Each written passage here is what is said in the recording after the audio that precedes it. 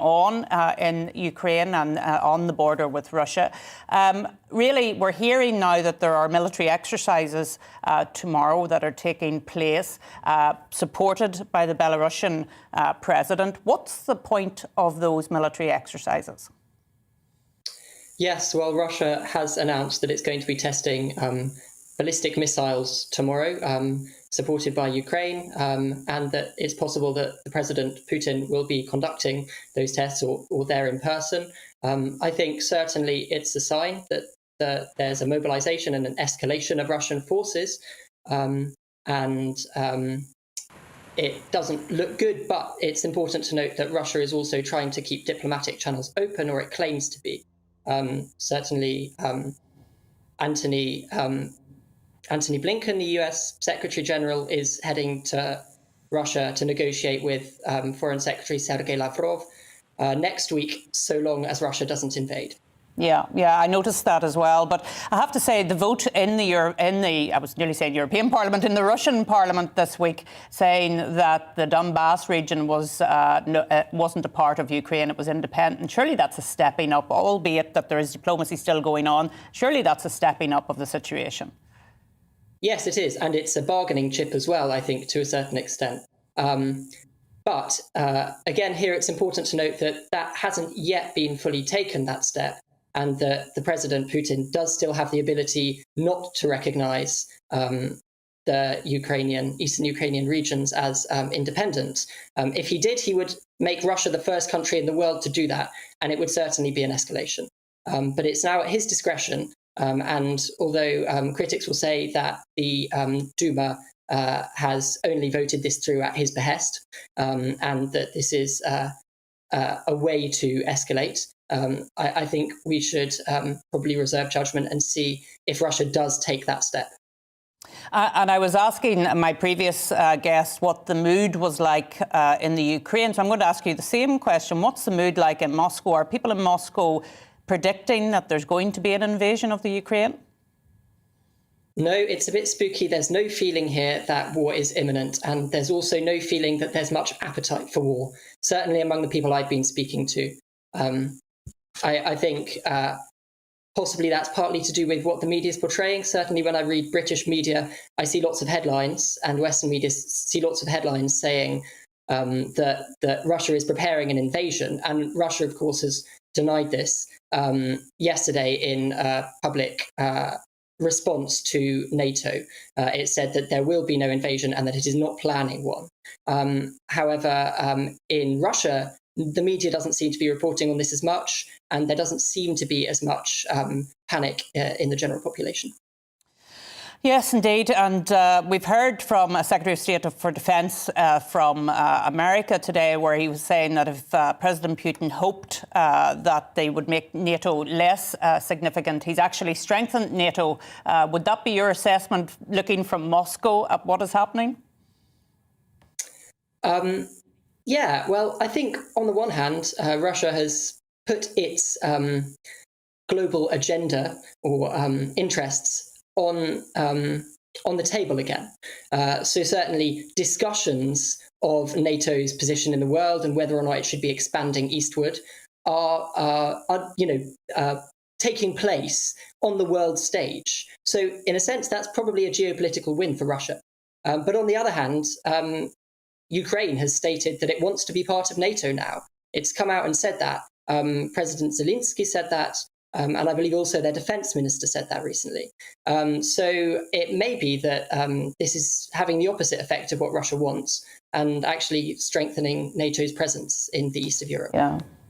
Well, Theo, thank you for joining us from Moscow and giving us the view from there. So coming up after the break, the government rips up a contract for solar panels after parts are linked to mandatory work camps in Xinjiang. But before that, let's take a look at the all-important weather. Hello again, I'm Aidan McGivern. Storm Eunice is battering the UK as we speak, with dangerous and damaging winds for the southern half of the country in particular. The winds do ease later, but take some time to come through overnight. This is the position of Eunice through the rest of the day, moving into the North Sea with the tightest isobars on the southern flank of Eunice and moving into southeastern parts. So it's the southeast where there is a red warning until mid-afternoon. That's where the most dangerous winds are expected. Eventually, overnight, the winds ease and there'll be some clear spells in places. Further wintry showers coming to Scotland, Northern Ireland, Northern England. Rain and sleet at lower levels, snow over the hills continuing to build up. And so some icy patches as temperatures dip close to freezing in the north overnight. Some slippery surfaces first thing Saturday. 3 or 4 Celsius first thing for southern parts of the country. A bright start, but only for a few hours before the next system moves in. Another band of rapidly moving wet and windy weather with gusts of 40 to 50 miles an hour for southern counties of the UK. Inland and 60 around coasts. Not as strong as Eunice, but could cause further issues given that it's happening so soon after today's very powerful winds.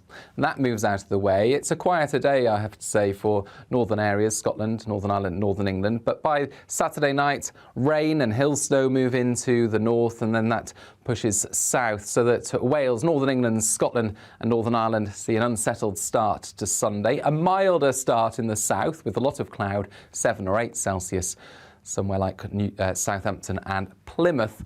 But it's a blustery day on Sunday with wet and windy weather sweeping across the country. The wettest conditions expected in the north and the west, drier towards the southeast and increasingly windy for the second half of Sunday with the risk of gales for parts of Scotland, Northern England and Northern Ireland.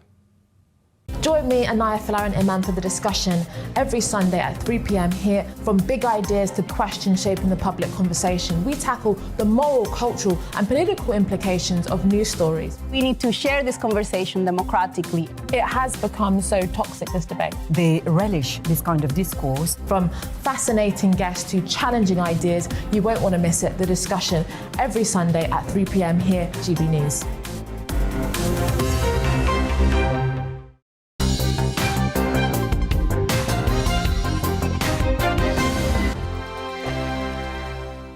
GB News is the UK's home of discussion and debate from all perspectives. To stay up to date on the latest stories, make sure that you subscribe to the GB News channel Right here on YouTube. You can watch us live 24/7 across the whole world. You can also check out exclusive content and catch up on previous episodes of your favourite shows.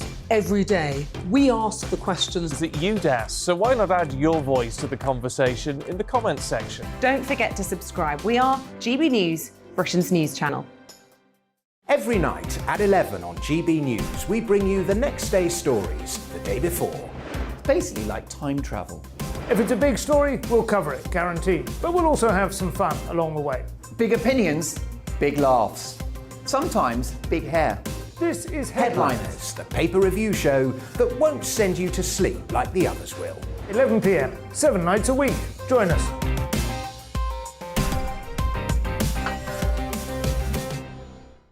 Hello there, I'm Eamon Holmes. And I'm Isabel Webster. And we hope you can join us for Breakfast with Eamon. And Isabel. You make me laugh out loud, belly laugh. Is that important first thing in the morning? Yeah, absolutely. And there's me trying to be deadly serious. News is a serious business. Yeah, I have to rein you in sometimes. Well, it doesn't stop us laughing at it. It doesn't stop us having an opinion on what's going on. Yeah. And it certainly will not stop us reflecting what you think. Weekdays from 6 to 9:30 on GB News.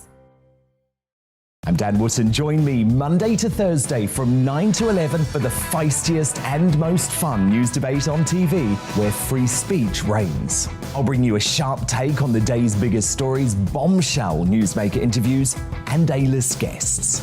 And I guarantee you, no spin, no bias, no censorship, and no reason to go to bed. That's Dan Wootton Tonight, Monday to Thursdays from 9 on GB News. My name's Tom Harwood, and every weekday we bring you The Briefing live from 9:30 a.m. The stories, analysis and live debate that you need to hear. Quite right, Tom, of course. Was this something that had been considered at all? Difficult to answer. Gas-guzzling helicopters circling. Noise is being made here. Joe Biden walking out Thank you very much for joining us. Don't miss it. The Briefing with me, Tom Harwood, Monday to Friday, 9:30 a.m. on GB News. Join me, Gloria De Piero, Monday to Thursday at noon for The Briefing. We go to the parts of Parliament that you won't see elsewhere. Plus, there's exclusive interviews with MPs from all parties. But quite often, they paper over the real truth. Why does a working class lad like you join the Tories? That's a good question. Don't miss it, Monday to Thursdays at noon on GB News.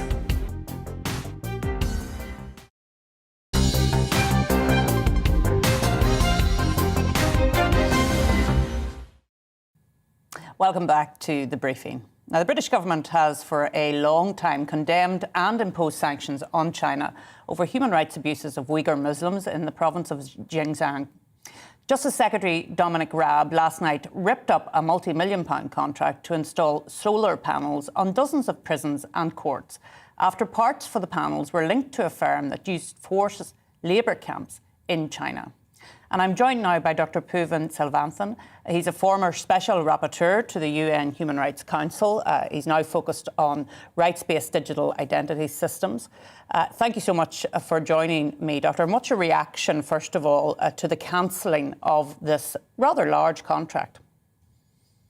Well, I think what Dominic Raab has demonstrated is that politicians do have this power to dissuade criminal behavior by cancelling contracts. I mean, it is a pain point for companies, and it's, I mean, in that case, of course, it's an excellent move. It is a big move, though. I think we all acknowledge that because I think it was December 2020 this contract was signed. But surely, given that it was signed at that time, more work should have been done behind the scenes in relation to the ethical sourcing, which, of course, is something that you're very concerned about. Absolutely. I mean, there's no question, what happens after this. I mean, what Dominic Raab has done is commendable, but should it be celebrated? How this will become regulation, to detect the gaps, the loopholes, the opacity before contracts are awarded in the future, that's what we need to see. Because politicians have a duty to protect citizens from being unwittingly complicit in such human suffering. So it would be important to add ethical performance bonds to all government procurement contracts moving forward. Yeah, I was going to ask you about that. What can we do? Because I know in the US they have taken some quite serious powers in relation to contracts with China. I think that bill went through last year. And you're saying that the way to deal with this is through bonds. I think that a performance bond is a normal process for a company to demonstrate that it is competent to carry out the work. Now, we usually have, performance bonds for delays in projects, et cetera, but usually the consequence of that is not to do with human suffering. Yeah. Now, we've had for a long time environmental impact assessments. Now, if you look at the consequence of having a social impact assessment, but including a direct worker voice component, if you're going to be making something at a particular factory, let's hear from the workers at that factory. I mean, it's not that you're suddenly going to build a factory to make the components that you're ordering. That must already exist. So you have a very a clear and easy way to get that transparency in at the beginning. If there's no disclosure, there's no contract. And I had one of your colleagues on a few months ago talking about the mining of cobalt in the DRC in relation to batteries for electric cars. So this is something that is becoming more of an issue. Tell us a little bit about the extent of modern slavery across the world. It's everywhere. I mean, I think that, we would be naive to look at any condition and assume or presume that there isn't some kind of taint to it. I mean, of course, there's always outrage. There's the sensational aspect of ripping up a contract. But in reality, modern slavery is stealthy. It's down the road. It's at the corner. We don't even have to go so far as to think that it's beyond our reach and our sight in China or in Southeast Asia. It is essentially everywhere if you are not looking for it, or worse, if you know that it's there, but it's too convenient to actually, it's better and more convenient to appreciate the cheap T-shirt or the cheap chocolate or all of those other things that we take for granted today. But actually, there's a cost to all of these things. And if we do not recognize that the cost must be paid by someone, not just us. So. And I think that's very important, because often we think, oh, we've got a bargain or whatever in a shop. But what is the actual cost of, as you say, that T-shirt or whatever other product it is? And sometimes we talk a lot in the UK today about slavery and the history of slavery, and whether we should be doing more about recognising that. But of course, modern slavery is something that is with us now, and we should be taking action and putting pressure on not just our government, but on large corporations to take action on modern slavery. It's interesting. It's interesting that you bring up the history, because one of the issues of history is the idea of compensation and reparation. What we're seeing in the internet age and in the digital age today is the idea of instant reparation. For example, there have been recent cases that have been happening in Malaysia, where workers are now taking the companies involved to task, to court in the UK. And this is because those videos have been posted. I think, in fact, there was a news article, a feature on TV last week of how it is that these workers have been subjected to slavery in factories in Malaysia. Now, that means that the reparations that these workers are looking for is unjust enrichment from the profits that were made by these companies, for example, during the PPE, during rubber gloves, during when all of these things were required. It's not a case of reparations that have been soaked in over generations. You actually know the problem, you've seen the problem on TV, and you can actually now take these people to court immediately. And so that's what we need to have. We need standards of transparency, not a voluntary, nice-to-have option, which deliver sort of cherry-picked platitudes that come from the corporate spin doctors. What we actually need is to have an agreement that is like seatbelts. If a car is produced wherever it's produced, the seatbelts are the same around the world. What we need is something like that for worker voice, for modern slavery. These things must be standardized. Transparency must be standardized. Yeah, and it's an issue that I have taken a big interest in, so hopefully we'll be hearing from you and from others about the issue more in the coming weeks. Thank you so much for joining me on the programme today. So after the break, Storm Eunice is battering the country with injuries reported, hundreds of flights cancelled, and even the roof of the O2 in London has been ripped off. So we'll hear all about that now with the news headlines from Rhiannon.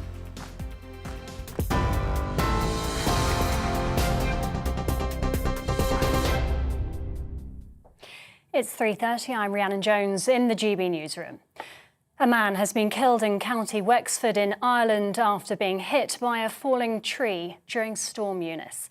More than 400 flights have been cancelled across the UK. The rail industry has issued a blanket do not travel warning, and roads have been closed. Strong winds have damaged buildings, including the O2 Arena in southeast London, ripping panels from the roof. Although the red weather warnings issued by the Met Office have now expired, a high-impact amber warning still in force for Wales and many parts of England.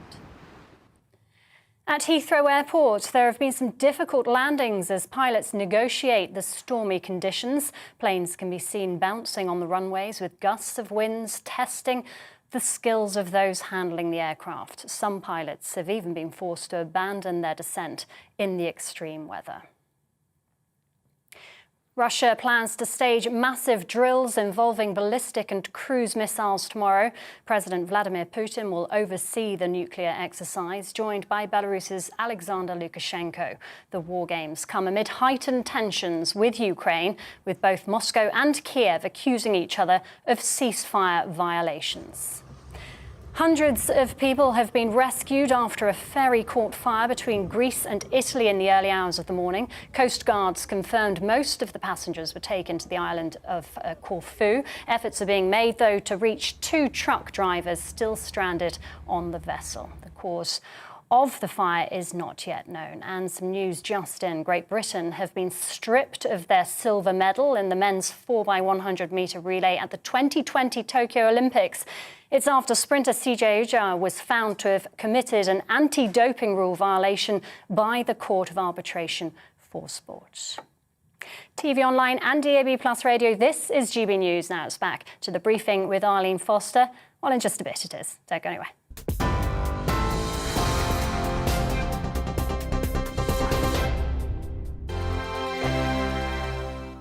GB News is the UK's home of discussion and debate from all perspectives. To stay up to date on the latest stories, Make sure that you subscribe to the GB News channel. Right here on YouTube. You can watch us live 24/7 across the whole world. You can also check out exclusive content and catch up on previous episodes of your favourite shows. Every day, we ask the questions that you'd ask, so why not add your voice to the conversation in the comments section? Don't forget to subscribe. We are GB News, Britain's news channel. Every night at 11 on GB News, we bring you the next day's stories the day before. It's basically like time travel. If it's a big story, we'll cover it, guaranteed. But we'll also have some fun along the way. Big opinions, big laughs. Sometimes big hair. This is Headliners, the paper review show that won't send you to sleep like the others will. 11 p.m, 7 nights a week. Join us.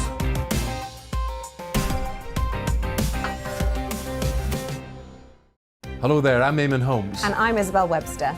And we hope you can join us for Breakfast with Eamon. And Isabel. You make me laugh out loud, belly laugh. Is that important first thing in the morning? Yeah, absolutely. And there's me trying to be deadly serious. News is a serious business. Yeah, I have to rein you in sometimes. Well, it doesn't stop us laughing at it. It doesn't stop us having an opinion on what's going on. Yeah. And it certainly will not stop us reflecting what you think. Weekdays from 6 to 9:30 on GB News. I'm Dan Wootton. Join me Monday to Thursday from 9 to 11 for the feistiest and most fun news debate on TV, where free speech reigns. I'll bring you a sharp take on the day's biggest stories, bombshell newsmaker interviews, and A-list guests. And I guarantee you, no spin, no bias, no censorship, and no reason to go to bed. That's Dan Wootton tonight, Monday to Thursdays from 9 on GB News.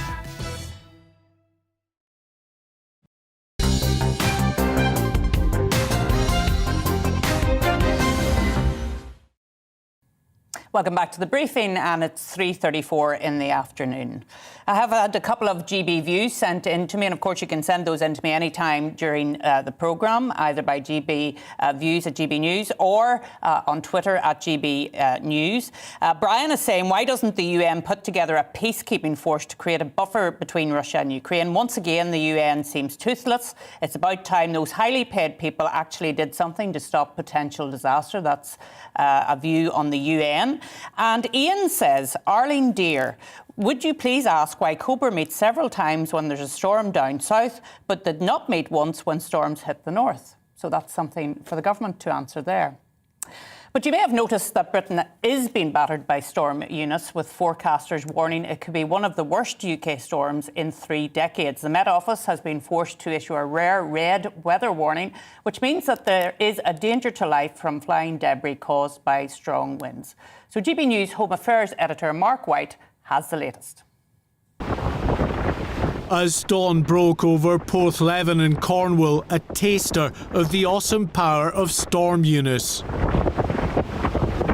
This area under a rare red weather warning as Eunice's winds barrel ashore. Along the coast in the Welsh port of Porthcawl, the harbour walls took a real battering from the waves whipped up by the now storm-force winds. Millions of people are being urged to stay at home for the day as one of the worst storms in a generation works its way across the country. And the Coast Guard has warned weather watchers to stay away from the coastline because of the very obvious danger they could be washed out to sea. Still, here in Weston-super-Mare, locals couldn't resist dodging the waves on the seafront. Stay indoors and watch the weather reports on TV is the advice, but even colleagues are struggling with the elements. Station about a mile away where part of the roof had actually come off. In the Severn estuary, the waves haven't been as high, but walking the dog is far from pleasant. Actually coming up here looks worse than what I imagined it to be.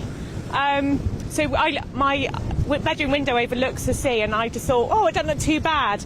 But now coming up here, I'm thinking maybe I should get some sandbags. Already there is major travel disruption, with many trees blown down, including this one in Bude in Cornwall. Across Wales, all train services have been cancelled. We are sorry to announce Elsewhere across southern England in particular, other train services have also been severely restricted, with cancellations, delays and reduced timetables. South Eastern Railways says it's working to rescue passengers stranded on a train between Tunbridge and Sevenoaks.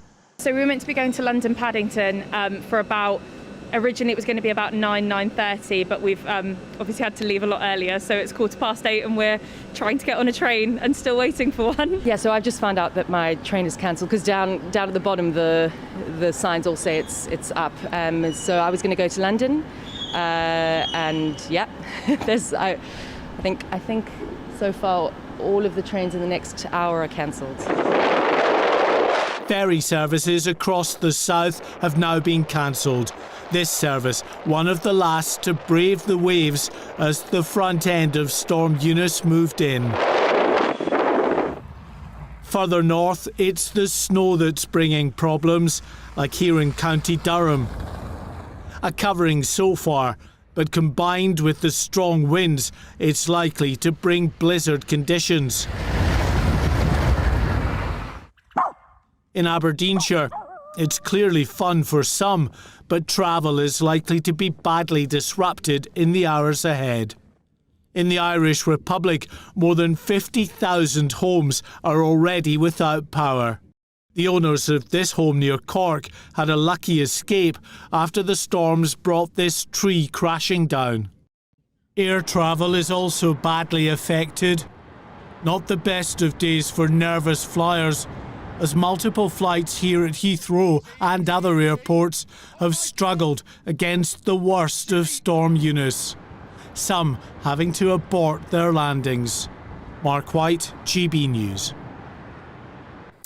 Thanks to Mark for that report. Some pretty dramatic footage, and of course we've just learned that a man in County Wexford has lost his life due to Storm Eunice. But bringing us now the latest from Wales is our intrepid reporter. You've seen her earlier, Lily Hewitson.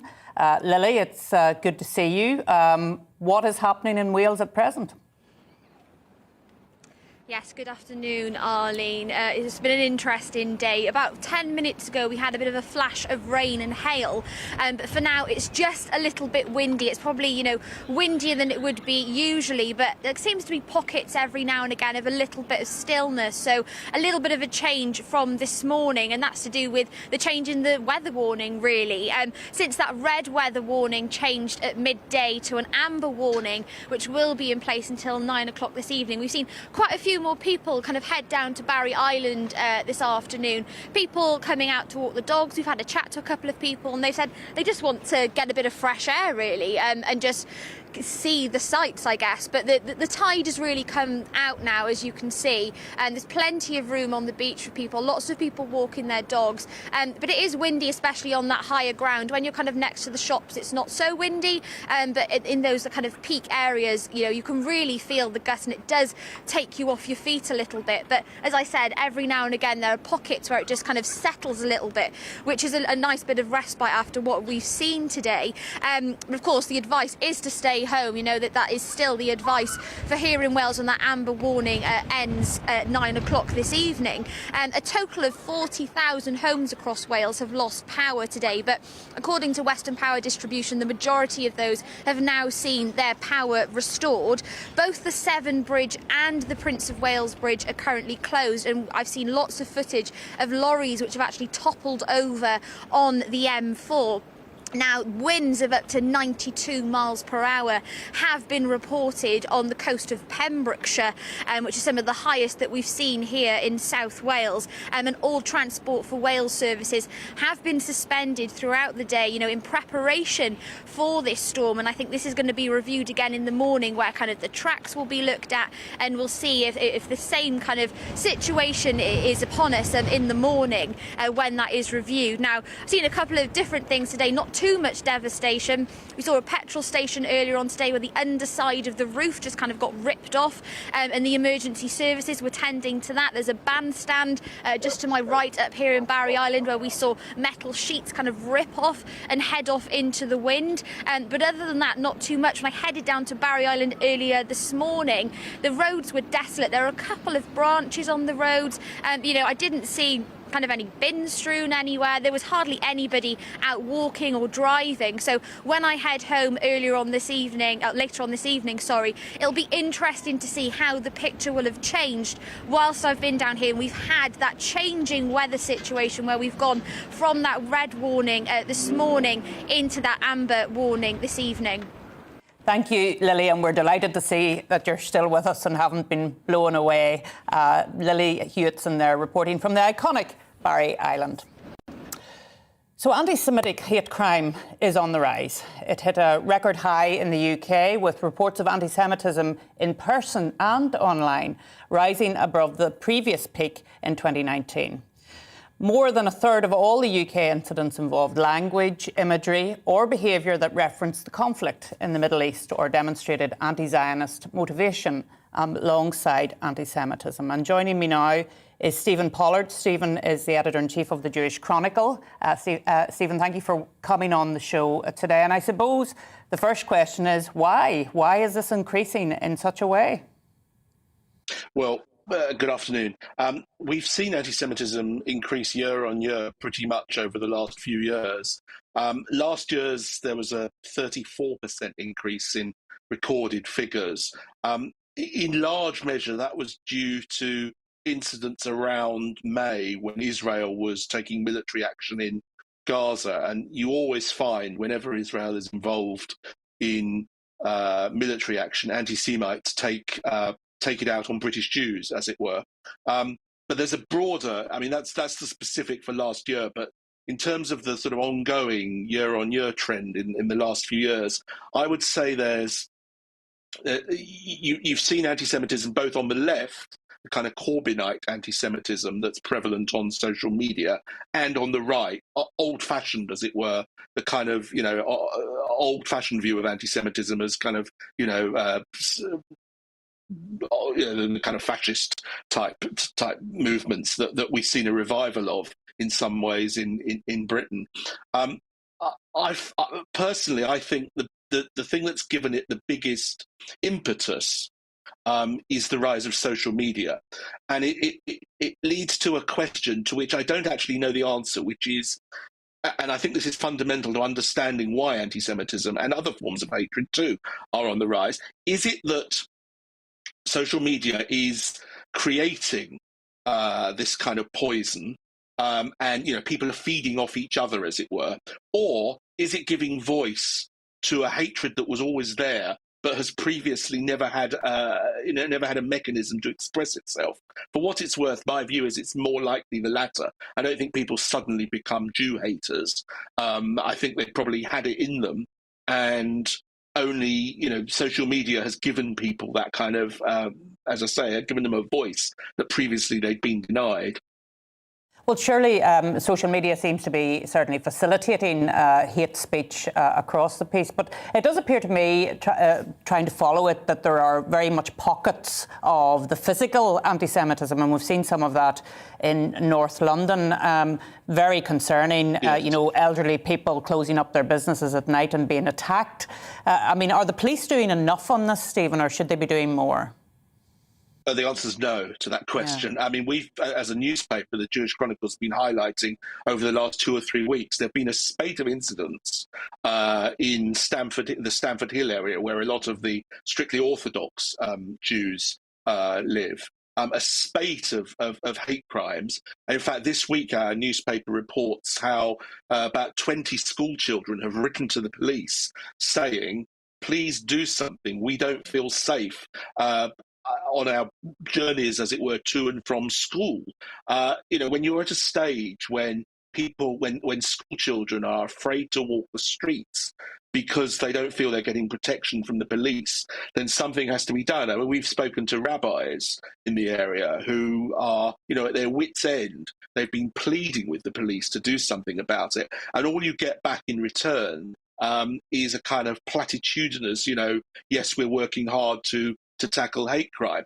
Clearly, there's something gone wrong, specifically in that area of North London, that really needs to be tackled by the police, and they're simply not doing enough. Yeah, and I noticed that the chief rabbi was saying, once you keep quiet, you're part of the problem. I suppose as a society, we have a duty to speak out as well. And I'm going to end on this, Stephen. What is it that we can do to point out the hate that is increasing? And I would say very much against the Jewish people. So how can we help as a society? I think if you hear somebody make some kind of anti-Semitic joke, or they make some kind of comment about, some of the old anti-Semitic tropes, say something, call people out on it. Say, you can't say that, it's not funny. Actually, we've all got it in ourselves to do something about it. That goes for all forms of racism too. If you hear it, speak out about it. Stephen, thank you so much for joining me this afternoon. I hope we don't have to address this issue again, but if we do, I know that you'll want to come on and speak to us. Thank you so much. Now, it's been described as the most widespread miscarriage of justice in UK history. More than 700 postmasters were wrongfully prosecuted after a faulty computer system suggested that they'd been pocketing cash. Some went to prison, many were financially ruined, and others were shunned by their friends.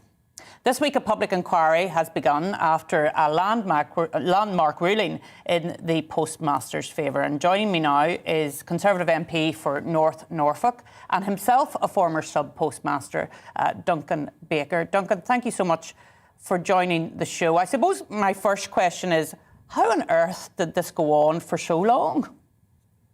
Well, it's extraordinary, Arlene, when you look back at it now. And not a lot of people probably know that even back home in where I was born and where I'm the MP for in North Norfolk, that I was a former postmaster, and indeed in 2015 won Postmaster of the Year. And you just can't believe that hundreds and hundreds of people were alerting the post office with shortfalls with their tills, but instead of being taken seriously and that those concerns being investigated, instead, they were dismissed and they were accused of stealing.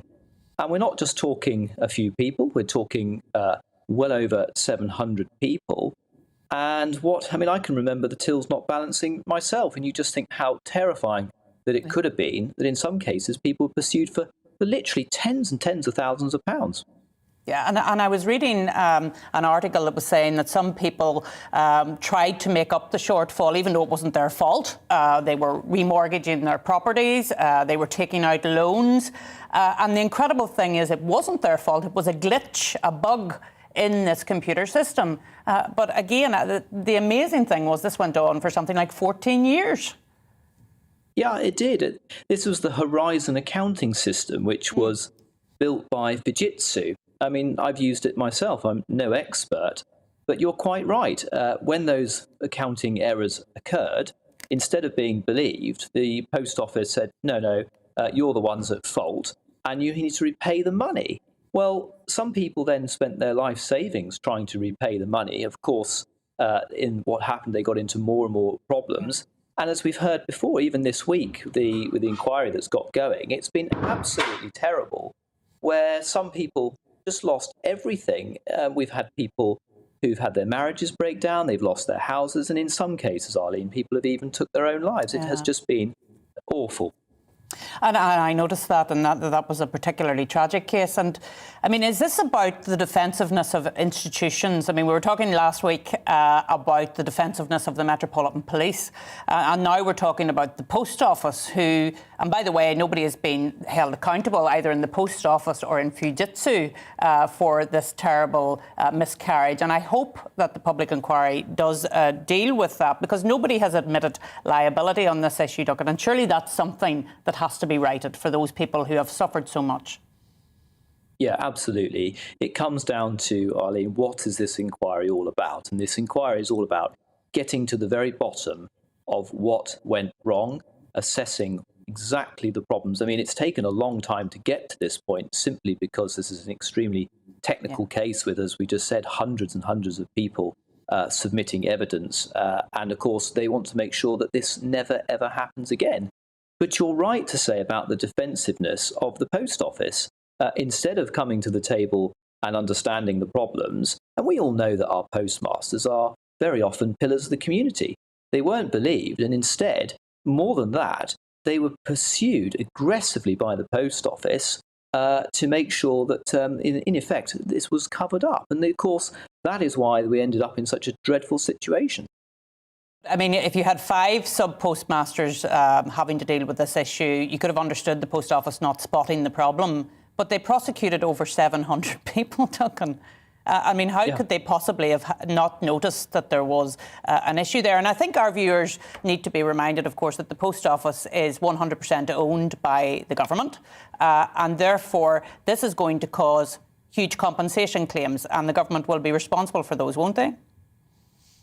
Yeah, so of course there have been systems set up. The 555, who were the original group who brought this kind of landmark case to the courts, were the real instigators in this. And then there's been the historic shortfall allocation also. But you're absolutely right. The cost of the fees that have then, the lawyers' fees incurred with fighting this case has meant much of that there's been a shortfall straight away with the compensation case. So there is certainly a case to say that actually these people need to be compensated properly. But I'll say this, Arlene, the minister who's responsible, Paul Scully, and don't forget I've only been an MP for a couple of years and I've come into the Houses of Parliament. This is a minister who has really made it his life's work to get to this position, who has openly said that he wants to make sure that no stones are left unturned and that people are properly and fairly looked at and compensated. And we simply wouldn't have got to this position without the tenacity of Minister Scully pursuing this the way he has. And I think we have to then see it right the way through to the very end, because financial compensation is one thing, but how do you compensate somebody who has been a young woman, who's been jailed at the age of 18, who's had their life ruined from the very, very start? And those are real serious questions to answer. And I'm sure the stigma that a lot of those people, as you say, pillars of our community, and accused in that way, I mean, they've been through so much. And like you, I really do hope that the public inquiry can bring some closure for those people. It really has been a tough time. Thank you so much for joining me this afternoon on the briefing to talk about those victims. So there you go. You've been watching The Briefing with me, Arlene Foster. It's been a rocky one out there today, but I hope you've enjoyed the show. It's back every Friday from 3 p.m. Up next, it's Nana Kua, and I hope you can stay with us here on GB News for the rest of the afternoon. Thanks for joining me. Hello again, I'm Aidan McGivern. Storm Eunice is battering the UK as we speak, with dangerous and damaging winds for the southern half of the country in particular. The winds do ease later, but take some time to come through overnight. This is the position of Eunice through the rest of the day, moving into the North Sea with the tightest isobars on the southern flank of Eunice and moving into southeastern parts. So it's the southeast where there is a red warning until mid-afternoon. That's where the most dangerous winds are expected. Eventually, overnight, the winds ease and there'll be some clear spells in places. Further wintry showers coming to Scotland, Northern Ireland, Northern England. Rain and sleet at lower levels, snow over the hills continuing to build up. And so some icy patches as temperatures dip close to freezing in the north overnight. Some slippery surfaces first thing Saturday. 3 or 4 Celsius first thing for southern parts of the country. A bright start, but only for a few hours before the next system moves in. Another band of rapidly moving wet and windy weather with gusts of 40 to 50 miles an hour for southern counties of the UK. Inland and 60 around coasts, not as strong as